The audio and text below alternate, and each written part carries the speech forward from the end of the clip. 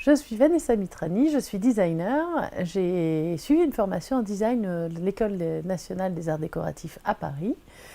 Et au cours de cette formation, pour mes loisirs personnels, j'ai appris à souffler le verre. Et très vite, je suis tombée amoureuse de cette matière, qui était à la fois solide, liquide, transparente, fragile, mais dure, qui pouvait être libre ou moulée. Et les hasards des rencontres ont fait que j'ai montré mes travaux à mes profs qui m'ont encouragée, que l'artisan qui m'apprenait à souffler a accepté de faire mes pièces, parce que très vite, moi, j'ai été limitée forcément par la technique, puisque je ne suis pas maître verrier. Et les choses se sont enchaînées. J'ai donc développé des collections en verre. Ce qui fait que j'ai commencé ma carrière avec le verre et que 16 ans plus tard, j'y suis toujours. Ce qu'il y a de passionnant dans mon métier, c'est qu'à chaque fois que je veux introduire une nouvelle matière, un nouveau matériau, une nouvelle idée à mes collections, je dois rencontrer les gens qui les font, je dois me former, je dois comprendre. Dans ce que je fais, il est clair qu'il y a une grande part de tradition. Mais la caractéristique première de mon travail, c'est l'innovation.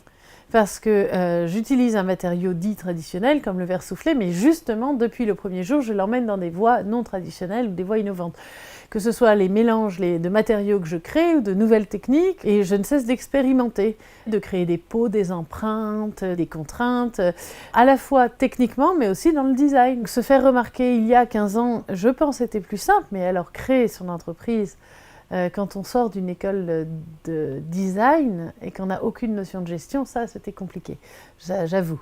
J'ai appris à réfléchir à l'emballage, au stockage, au transport, la facturation, la comptabilité, assez vite les ressources humaines. En fait, en créant mon entreprise, j'ai réalisé avec le temps que j'avais une chance incroyable.